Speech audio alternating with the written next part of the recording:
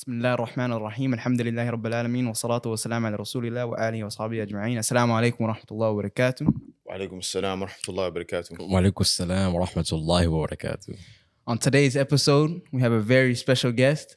I don't know if you guys remember him, but we had a guest in a previous episode. His name was Saleh. Today we're joined by his brother, pro trainer, aka the bone snatcher.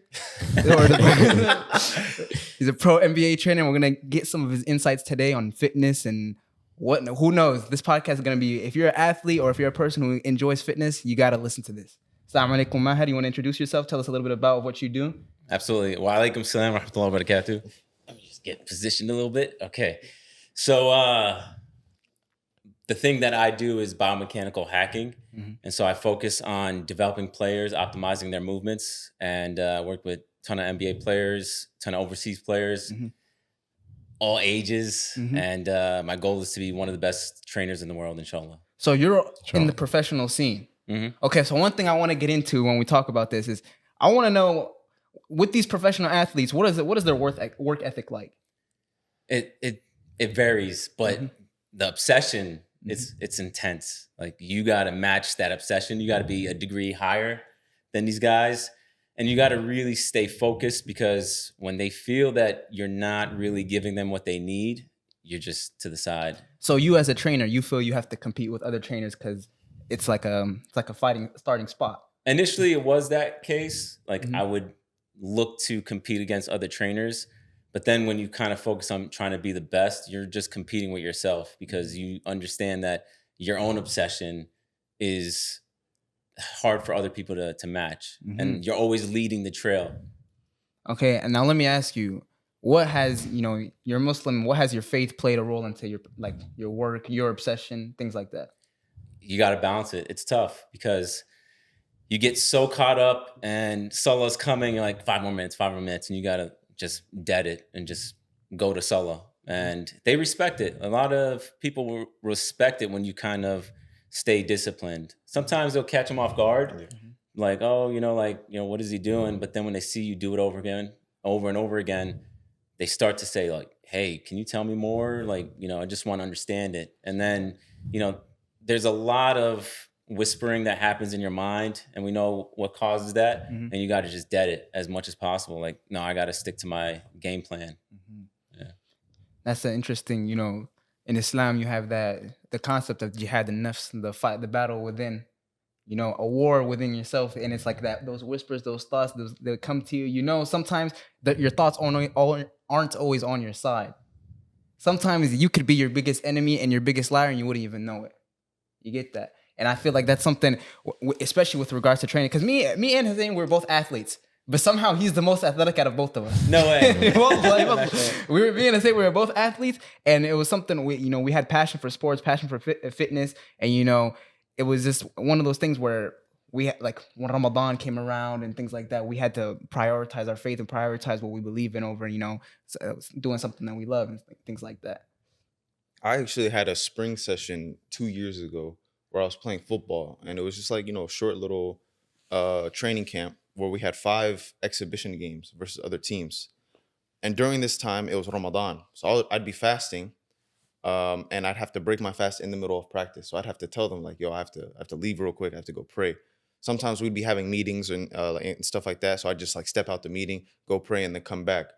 And like, I always felt weird, but nobody ever said anything to me. It was always that thought in my mind that, oh man, what are they saying about me? Like, what do they think about what I have to do? My religious obligations.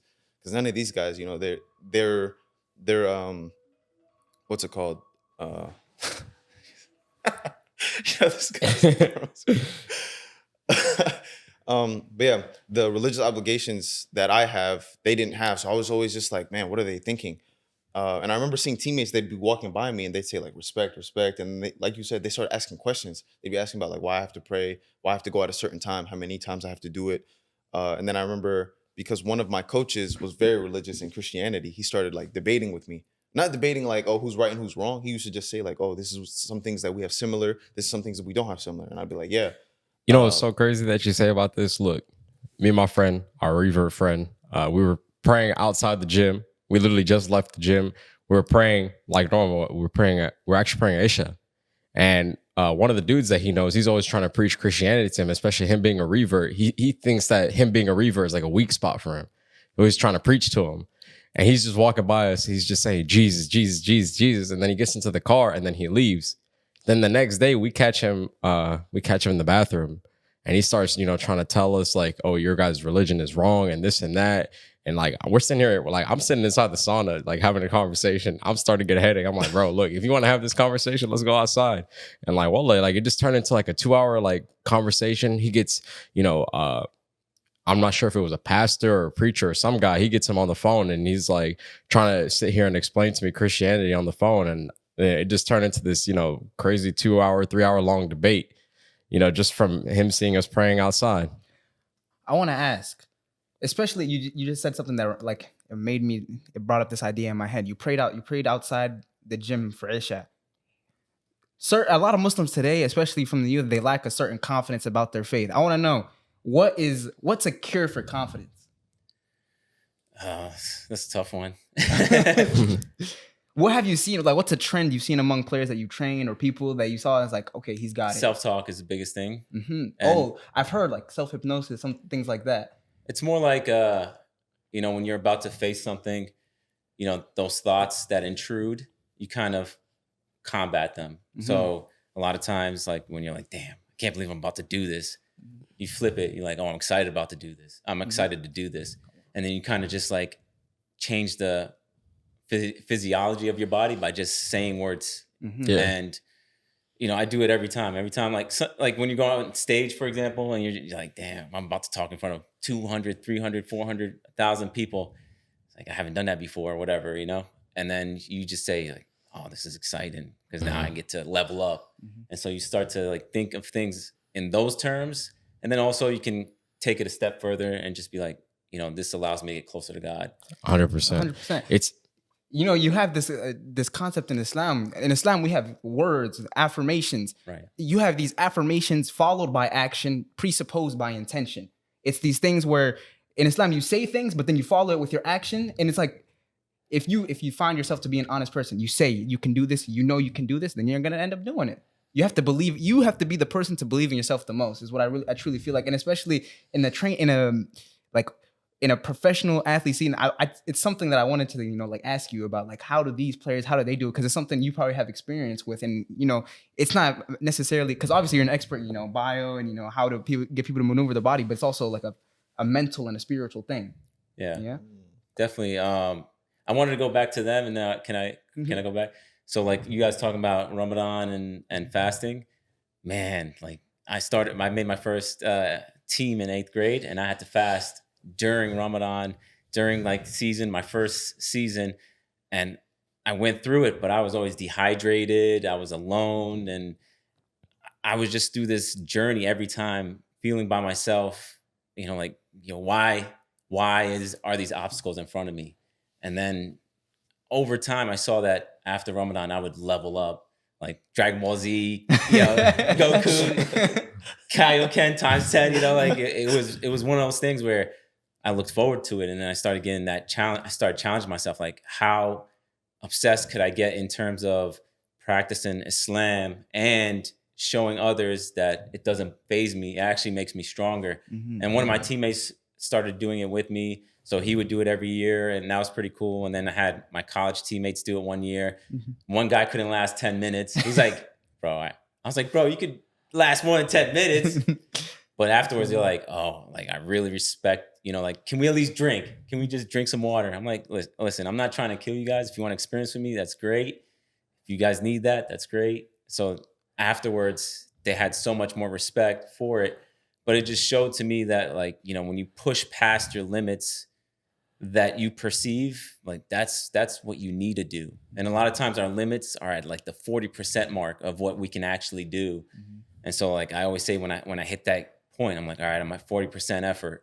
And now I got to go another 40%, I just want to bring something up. You're talking about like limiting beliefs.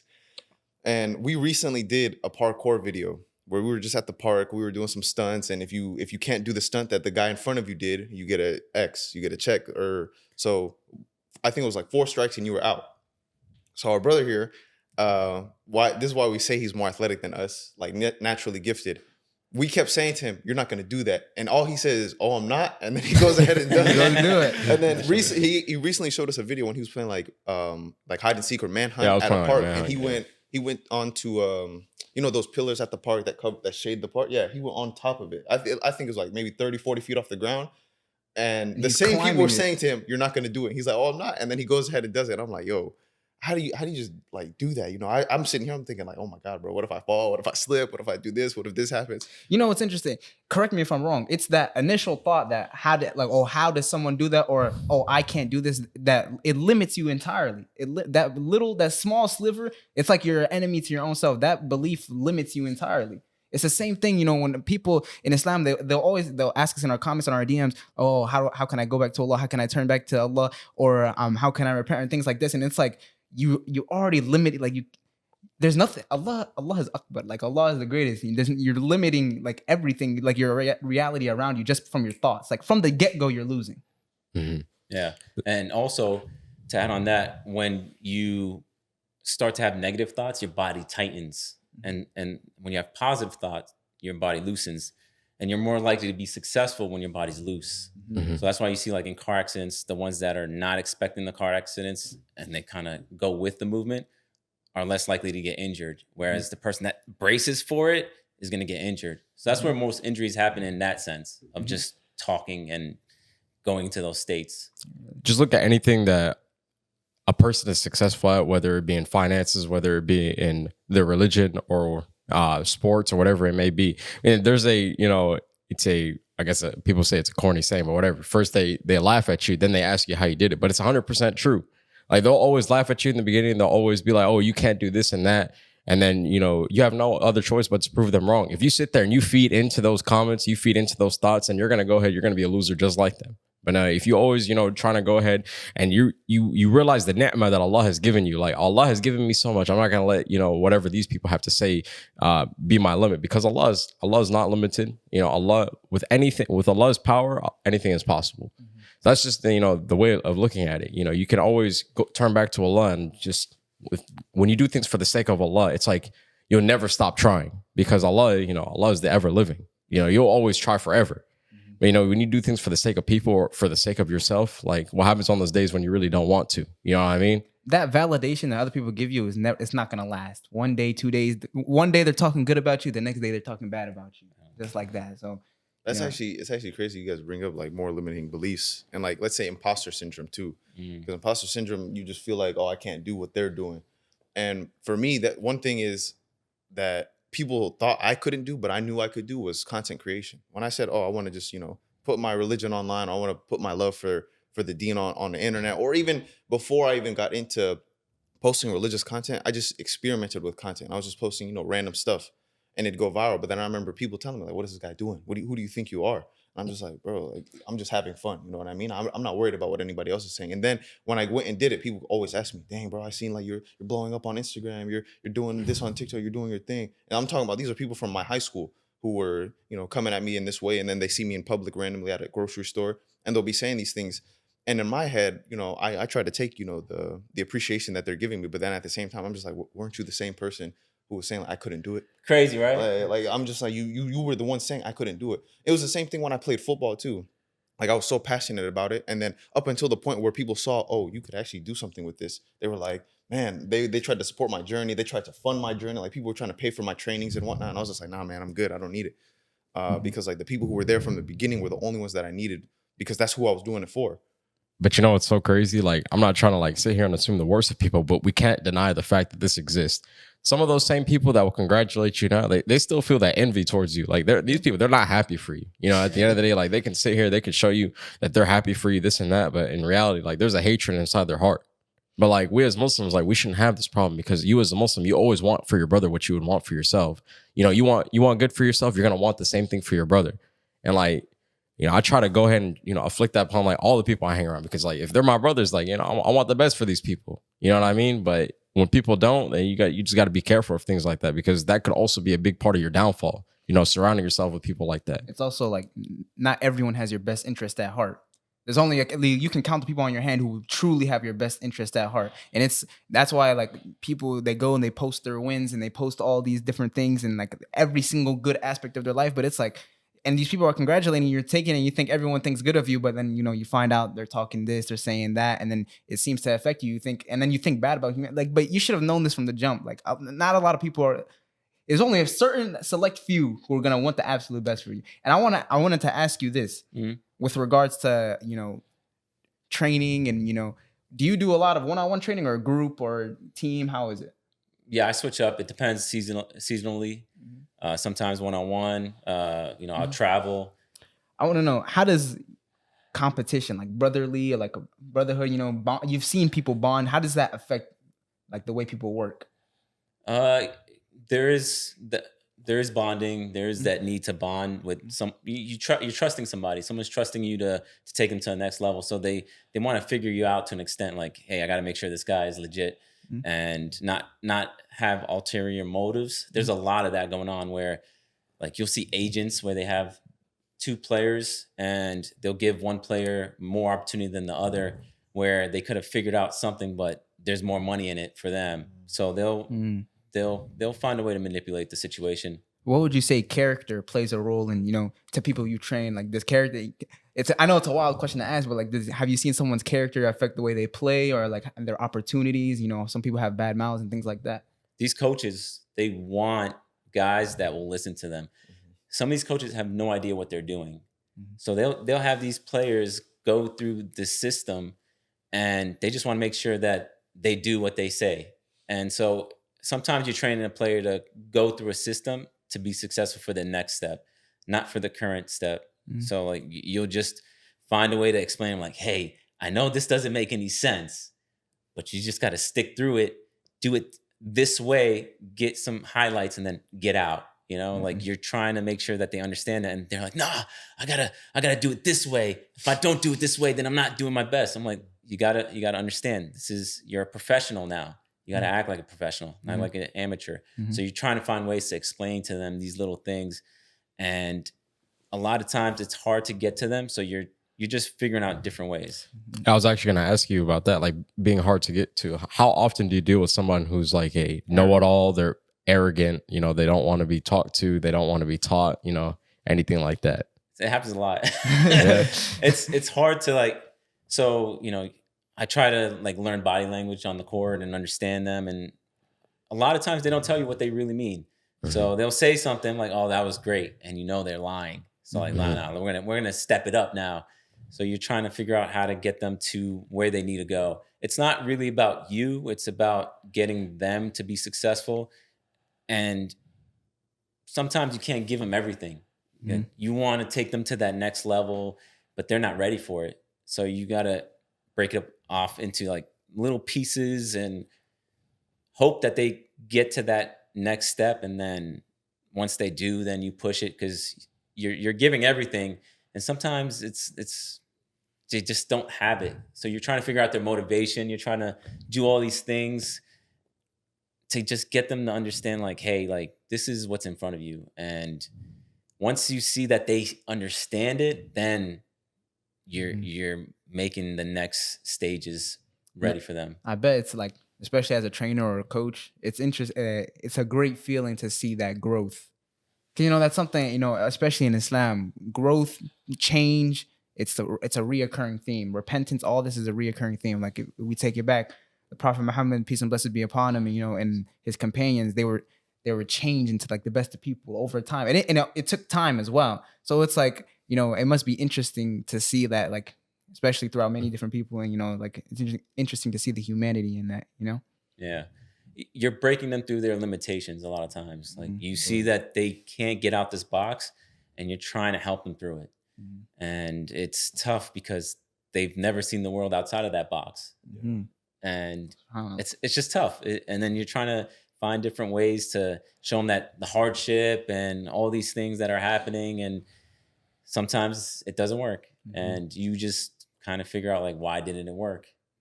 This is crazy because this kind of brings me back to when, I was trying to become a professional athlete myself. And I thought I could teach myself every aspect of the game that I needed to know. I didn't think I needed to invest in anything besides like my gym membership, which was $10 a month. But I have a field next to my house, so I used to go train there by myself. But it wasn't until I was paying lots of money to top tier trainers, dudes who used to play pro and they train professionals. Like I trained with the Buccaneers when they won the Super Bowl. Amazing. Not all the players, but some of them. And I got to see their work ethic. I got to see how they trained, and I got to train the exact same way. And it wasn't until then that I felt like literally every part of my game was elevated. My body was elevated. I was the most healthy I've ever been. I was in the best shape I'd ever been. And then I was just like, wow, this money is nothing compared to the result I got. And it brings me to a point where something that's new to Muslims nowadays is investing in themselves.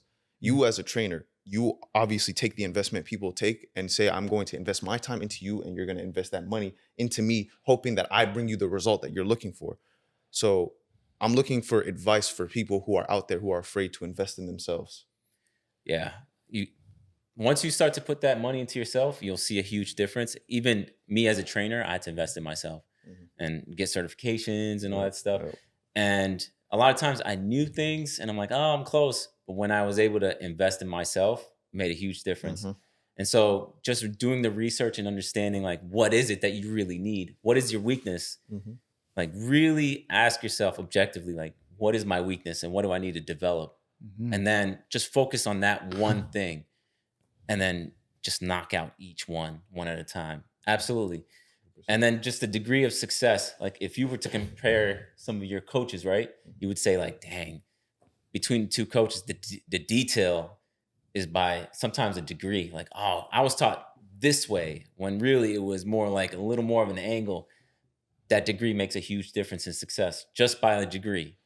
Like I tell people, the difference between 101 and 99% seems like two percentiles, whatever, but it's more than that, because 99 you're going backwards and 101 you're going forwards and 100 you're maintaining, and that's a huge difference day by day. 1%. That's why people say 1% better every day, but you count that up, that's not 365 whatever percentage difference every day. It's a huge difference every day.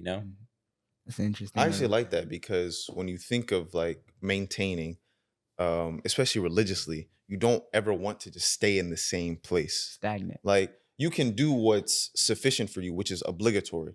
But when you're a hungry person, and this goes for all aspects of life, whether you're hungry for your business or to provide for your family or whatever it may be in life, when you're hungry for your religion to do better every single day, then you will. That's just a promise from God, because he's with those who try to do good, who try to better themselves, who try to purify their hearts. And purifying the heart means doing better, means getting away from the things that are like making your heart impure, right? So getting away from the sins, repenting. And the obligatory will help that. But what's not obligatory, the voluntary stuff, those are things you choose, like, okay, this is making me better. These are those things, like, when people say, oh, they're working when you're not, like, you're sleeping. Yeah, that's what those acts of worship are doing for you. It's interesting. Allah subhanahu wa ta'ala loves the actions which are small, but they're consistent. And it's the same, like with training or with especially within our religion. Muslims are the most consistent people I know. We 5 times a day, every single day. We don't miss a day. Literally, doesn't matter if you're sick, it doesn't matter if you're tired, you don't miss. And it's the same thing in training. If you want to get better, you gotta do it. You gotta be doing it more than the next person. And it's that obsession that you talked about. I feel this whenever I come on a podcast or whenever we make videos. You have a passion for religion, because this is something. It's not separate from my life. This is my life. You get that? I gotta say, I'm a fan of you guys. Like, I've been watching some of your podcasts. Like, you guys just like break out some stuff. I'm like, yeah, these guys are going somewhere. So inshallah, like, I hope for your success, inshallah. And there's a lot I want to talk about. Like, the other day I was watching, yesterday I was watching one of your videos, and you were talking about like getting swept under the current and how and that, to me, going back to what you were saying, I was like, I just want to be a good trainer. And then when I turned that degree, like, just 5 years went by getting swept under the current of just like being a good trainer. And then when I said, I want to be the best trainer. No, I want to be one of the best. No, I want to be the best trainer. All of a sudden, something just like changed. But within that transition, I would tell people like, oh yeah, I want to be one of the best trainers in the world. They would laugh at me. there were times where I laugh at myself. Like I couldn't say it. I'm like, yeah, I want to be one of the best trainers in the world. And I couldn't take myself serious. It's like, why couldn't I do that? And then I started like really like getting obsessed with the details and stuff like that. And then boom, getting swept under the current again. But this time when I rose in a better spot. So I'm like, okay, you know what? I'm ready for that next step, you know? You know what's so funny about, being swept under the current? We were actually just talking about this before this podcast episode. So last year we were in Chicago. We were trying to play this basketball game. And I said, look, next year we're coming out. I'm going to be one of the best basketball players. You guys are going to train me. A whole year has gone by and like we haven't done anything. And I'm just like, bro, no way a whole year just went by that fast. But like we really haven't done anything. We haven't done no training, but it's okay. Alhamdulillah. Yeah, like alhamdulillah, like it's something to reflect upon because, with being swept under the current, you can reflect upon it, whether you're doing good or bad in life. Because sometimes, you might work really hard. You might get ahead of yourself. You might be like, bro, like I'm not getting anywhere. But then you take a step back, you reflect, you look back at Allah's blessings. You're like, wow, alhamdulillah, I came back so far. I haven't felt like I've been going anywhere. I've been doing small things every day, but these small things every day have been helping me achieve these big goals. One of the things my mentor always taught me was like, you got to set big goals for yourself. But the thing is, you got to set down 5 small goals every single day to go ahead and achieve that big goal. Because sometimes like we look at these big goals, we see it as overwhelming. Like look, for example, we might look at reading the Quran, 600 pages. Wow, that's a big book. I'm not going to read it. But if I break it down, I'm like, man, after every salah, I'm going to read 5 pages. All of a sudden you have it done by the end of the month. You're like, wow, subhanAllah, I've come so far. It's just crazy, take that step back. And something that's emphasized in Islam is gratefulness to Allah, to not waste a single second and to take every single chance that you get to be better and to improve yourself and to look at your goals and really say that you want to achieve this. It's something that a lot of people, like some people just don't have it. You have to have that will in your heart. You have to have that type of heart to every single chance that you get. This is all you think about. And when you said that obsession, it really moved my mind. Like that's the word, obsession. You really got to be obsessed about what you want. And it's not about what anybody else wants. It's about what you desire every single moment, every single day. In the morning, you're not concerned with what's happening at night. You're concerned with what's happening right now. And that's also very true. Like that's something I was also taught as well. It's not about, just wanting to win. It's about being obsessed. Because once you're obsessed, you're going to want to, like, you don't want to leave no stone unturned. You don't want to leave no crumbs on the floor, no crumbs on the plate, whatever it may be. Like, you want everything. Like, all those small details that you can work on yourself to do better, like, you're going to want to do it because you're obsessed. You want to be the best version of yourself. You're better than you were yesterday. Like, there's no better feeling than that. You know what I mean? And this is a thing that I realized possibly maybe a year ago, where I was just like, being obsessed was one thing. Being obsessed with like, being the best at your craft or whatever you were trying to be like good at.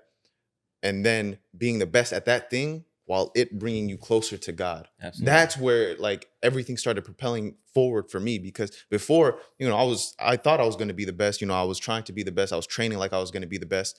And, for a time it was working. But then when I felt like, that nearness to God was like starting to fade away from me, I was just like, okay, no, something's going like wrong right now. I'm getting the worldly stuff that I want, but I'm losing, my spirituality. Mm-hmm. So then when I started prioritizing my spirituality and then saying like, okay, now I'm going to go out and I'm going to try to be the best and I have to be obsessed with this.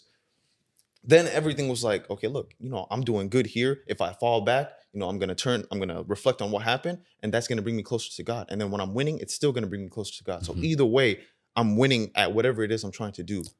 100%. I mean, I just look at anything I do in my life that I think that I'm good at is like, whether it be a video game, whether it has to do anything with cars, whether it has to do anything with my religion. Like, not only when I really became obsessed with it is really when I started to progress in it. I'm sitting here, I'm watching videos, I'm trying to enact things in my daily life. I'm sitting here learning from people that are doing way better than me. They were in a place where I was at. It's just that process. But like when we look at other things that we do, we might just do them on a day-to-day basis, but you'll never be the best at it because you're not obsessed with it. You're not doing the most that you can do. You know what I mean?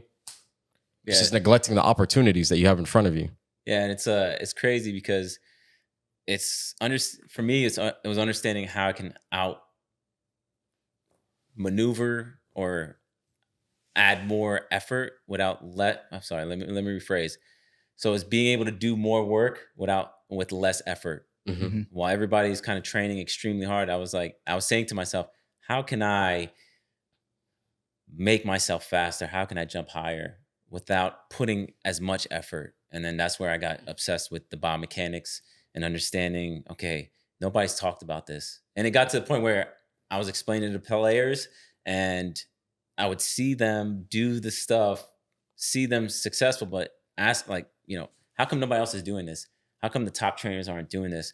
And because I realized my obsession was so far ahead of everybody else that when my material came out there, they all started doing it. Like the dribble extension, you kind of see people like dribbling to the side and stuff like that. That was one of my inventions in terms of biomechanics.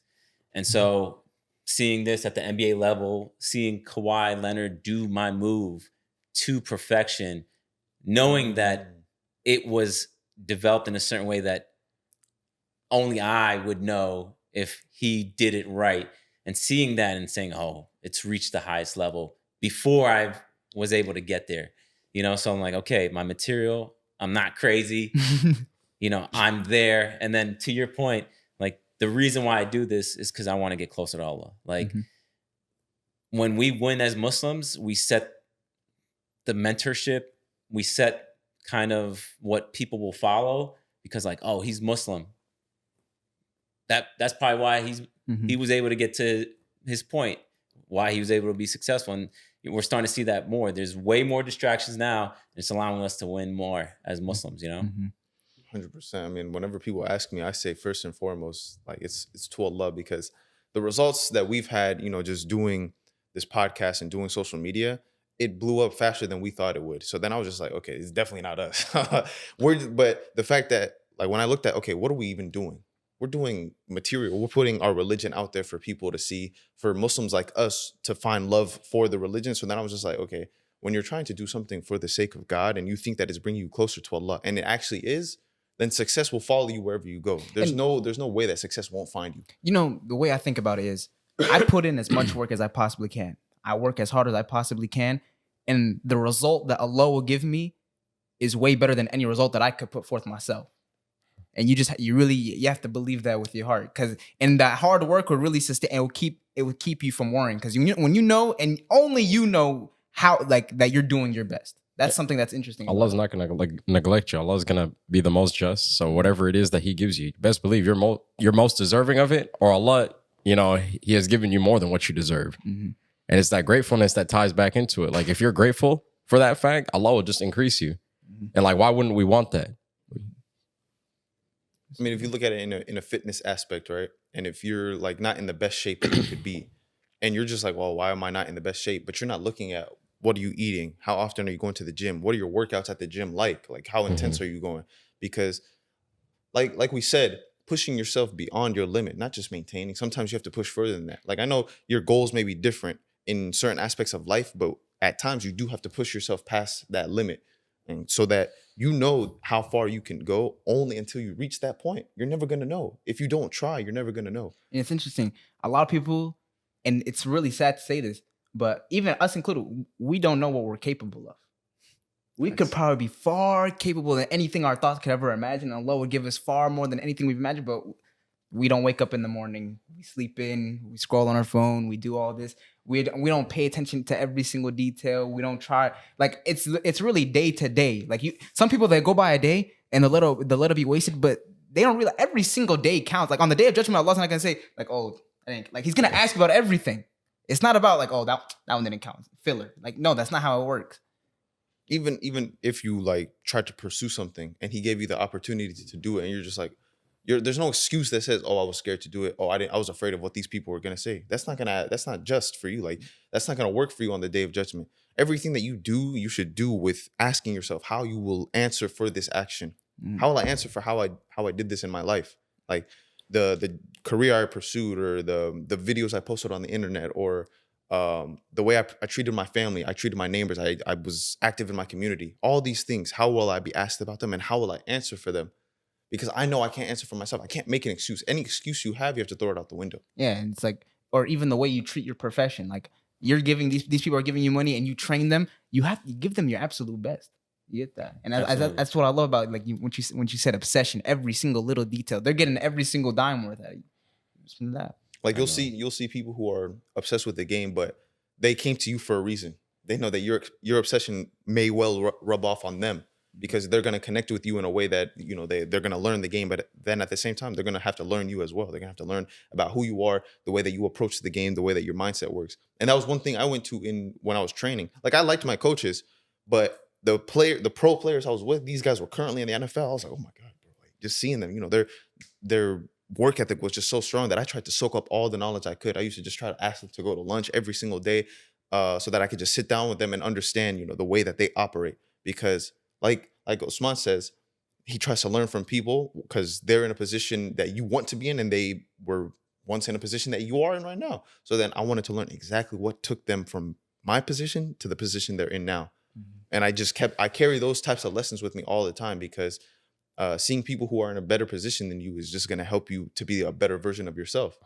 Because you're limiting yourself if you don't go out there and explore, if you don't go read books, if you don't go watch certain videos that help you learn more about the things that you want to do, then you're never going to elevate. You're never going to get better. 100%. Yeah. So I think we can end the podcast with that one. This was wonderful. This is an amazing talk. Yeah. If you got anything else to add on, you know, any advices for people out there? Yeah, where's those cards real quick? Oh, the trivia cards. Go grab them. Oh.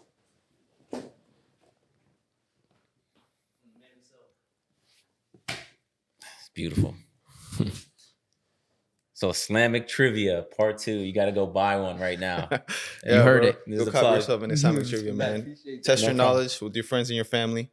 It's a game we developed because, you know, people love our Islamic Trivias a lot. So we thought we'd bring the fun to you guys in a card form so you guys can play. Even use the pillow like us, by the way.